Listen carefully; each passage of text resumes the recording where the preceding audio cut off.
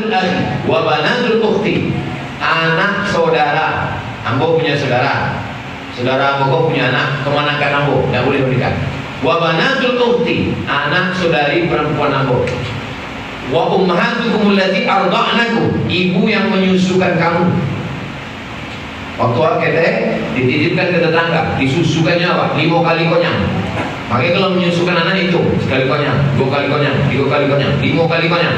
Tidak boleh kamu nikah samanya, tidak boleh nikah sama anaknya. Wa rabaikum allati fi hujurikum min allati dakhaltum bihinna, anak tiri yang kita sempat berhubungan dengan mak. Nikah awak dengan perempuan, dia jatuh, ada anak. Sempat berhubungan sama maknya, tak boleh awak nikahnya anak. Tapi kalau waktu akad tuh, habis akad mati maknya, anaknya jadi bisa awak nikah sama. Dakhaltum bihinna, kalau sempat duhul berhubungan kelamin. Ada pun sepupu, apalagi sepupu abang ipar, jauh. Katanya tak boleh nikah sekampung Pak Ustaz. Di sekampung mana boleh terlaluannya. Sulang mungkin.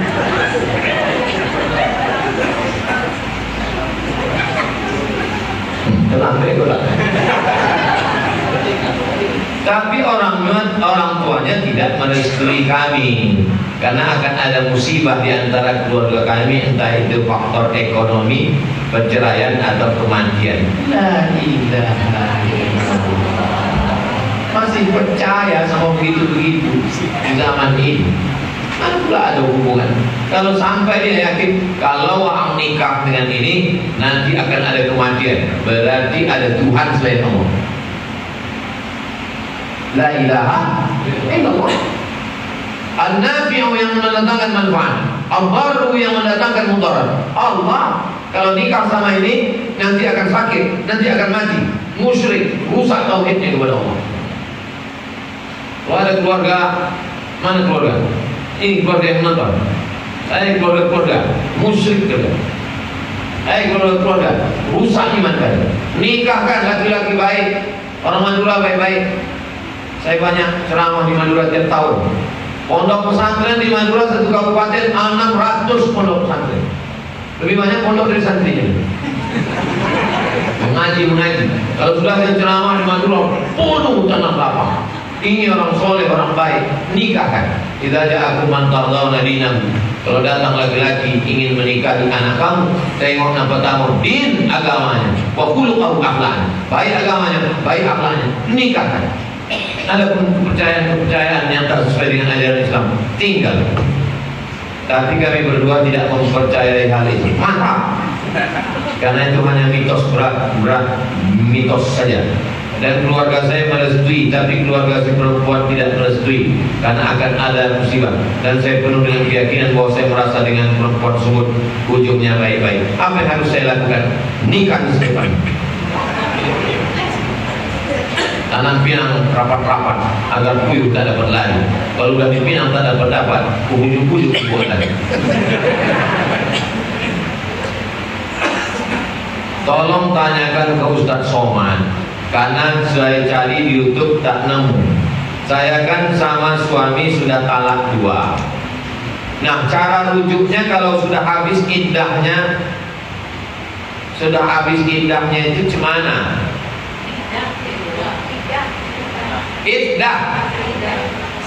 Iddah masa menunggu 3 bulan. Wal mutallaqatu yatarabbasna bi anfusihinna salasata wal mutallaqatu yatarabbasna bi anfusihinna salasata quru. Menunggu 3 bulan, 3 kali suci. Kalau selama sebelum 3 kali suci itu dia rujuk, maka dia tinggal bilang, kalau bahasa kampung awak, I back to you my dear. Nah, balik, selesai. Tapi kalau sudah habis 3 bulan, maka dia mesti diakad ulang. Ada mempelai laki-laki, ada mempelai perempuan, ada wali, ada 2 saksi, ada mahar, ada ijab, ada qabul. Aku nikahkan engkau dengan anakku dengan mahar sebentuk cincin emas tunai, sah. Itu namanya pengantin baru stok lama. Pengantin baru memang. Tapi stop lama. Pakai skincare lah. Pertanyaan saya, apakah kalau terjadi masalah lagi dan suami menjatuhkan talak lagi, itu dihitung talak berapa Pak Ustaz? Talak 3. Berkelahi lagi, langsung lagi talak 3. Kalau udah talak 3 macam mana? La ta'illu lahun hatta tankiha zawjan ghairah. Tidak halal, tak boleh rujuk sampai nikah dengan laki-laki lain. Namanya zaman dulu nikah Cino Buto. Zaman dulu namanya nikah Cino Buto.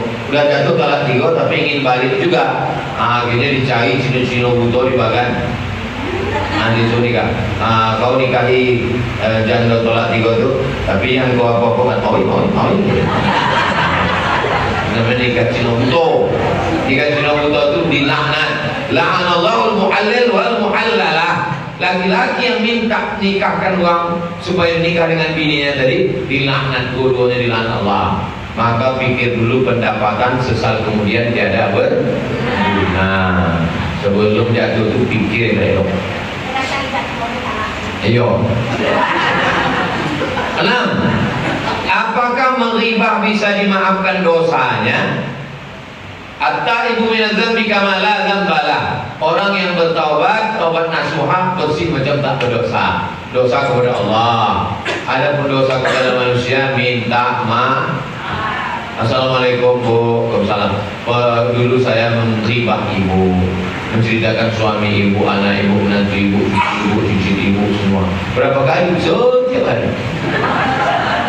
Maafkan ya Bu ya. Iya. Nah, minumlah kopi. Habis minum mati. Kemudian dikasihnya kopi Mirna. 7. Bagaimana cara ikhlas menerima ibu yang menikah lagi? Walladzina yatawaffawna minkum wa yudharuna azwaja. Kalau ayahmu mati meninggal dunia, ibumu cuma menunggu arba'ata ashhurin wa ashra. Ini menunggu sampai bulan 10 hari. Tanggal 10 Mei mati ayah awak. Tanggal 10 Mei. Juni, Juli, Agustus, September. Tanggal 20 September datang Mama Minam, nyo bisa nikah lagi. Tidak perlu menanya anaknya. Nah, Mama mau nikah lagi, setuju ya? Tak ada syarat. Yang penting dia nikah. Tapi kalau hanya sekedar adab, sopan santun, tata krama, menjaga silaturahim, dia bilang, aku menikah lagi nak. Aku tak bisa lama-lama menjanda. Kau kan tahu mak kau ini paling cantik di gang ini. Nanti banyak mengganggu. Aku tak bisa sendirian. Kata anaknya, aku tidak rela nanti posisi papa tergantikan. Ayah kau tak ada yang bisa menggantikannya. Akhirnya anaknya menerima. Apa pula syarat izin? Perempuan menikah tidak ada syarat izin anak secara fikih. Oke, tapi anaknya, bagaimana saya bisa menerima ibu saya ini menikah lagi Pak Ustaz? Maka kau mesti banyak belajar fikih bahwa ayahmu nanti di surga dikasih Allah bidadari yang lebih cantik daripada emak. Tapi aku tidak mau Pak Ustaz, aku mau macam emak itu juga. Dikasih Allah Ta'ala bidadari tak terlalu cantik, macam itu dia. Jangan khawatir, Allah SWT. Nah, tapi dia tak bisa menerima bapak ini Pak Ustaz. Ya, terima kasihlah. Allah sudah menjaga dia, mengirimkan laki-laki yang baik, yang amanah. Ibu dia kan menunggu masa mati masih lama. Dia mau jalan-jalan ke mall, dia mau shopping, dia mau didampingi laki-laki yang soleh, dia mau tahajud malam, dia mau sholat tarawih di An-Nur, dia mau jalan-jalan, dia mau liburan. Nah, jadi jangan kita kalau mau membahagiakan orang tua, ya bukan berarti bahagian orang tua. Saya mau bahagiakan ibu.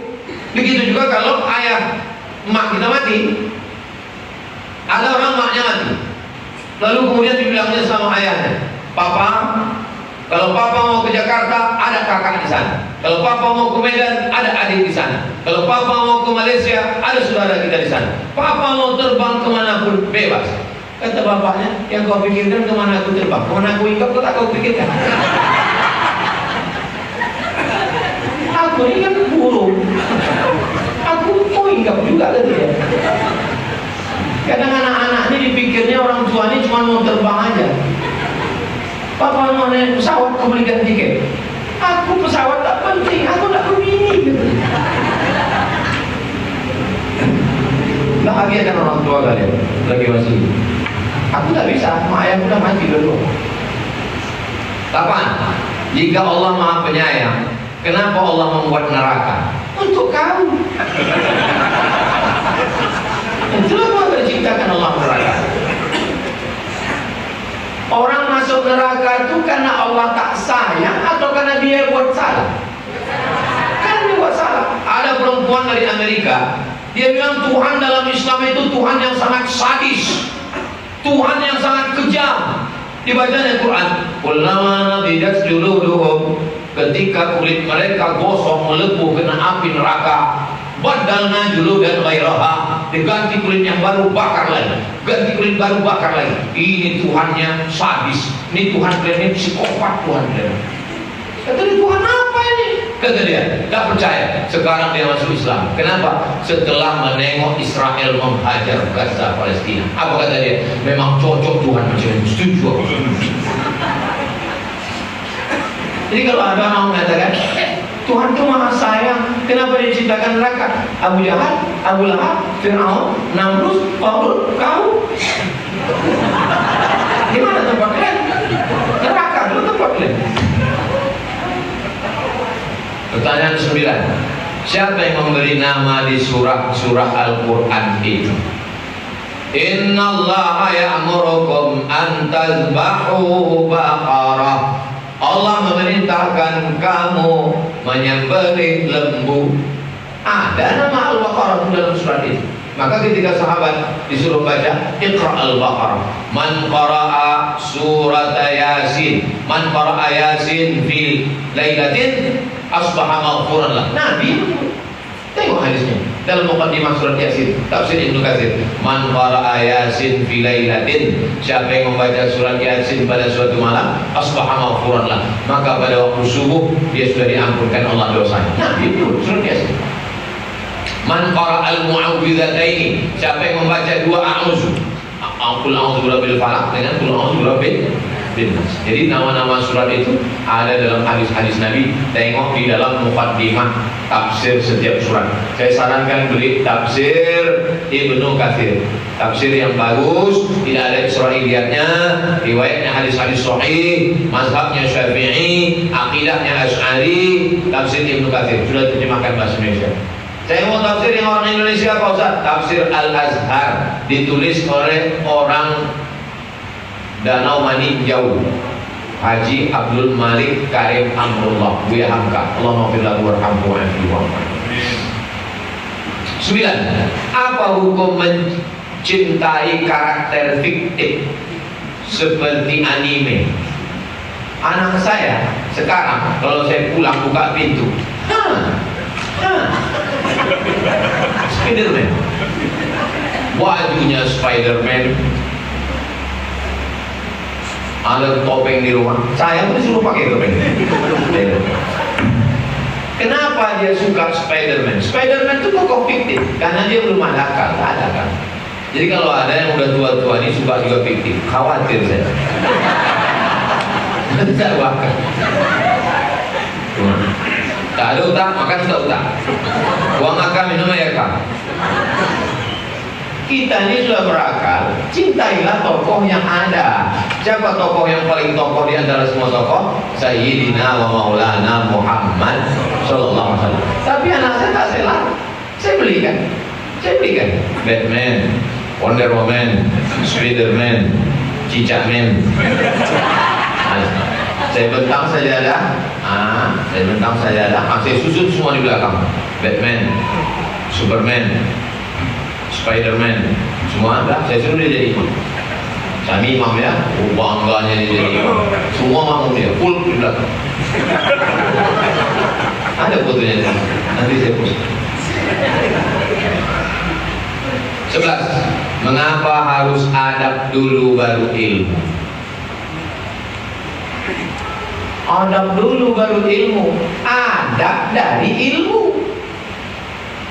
Masuk saya kemari pakai celana pendek, bercelana pendek, berkaos kutang. Lalu kemudian semua jamaah tunduk. Pas ditanya, kenapa kalian tak ada satu pun yang mengkritik Ustaz Somad? Dulu kan adab daripada itu. Bohong itu.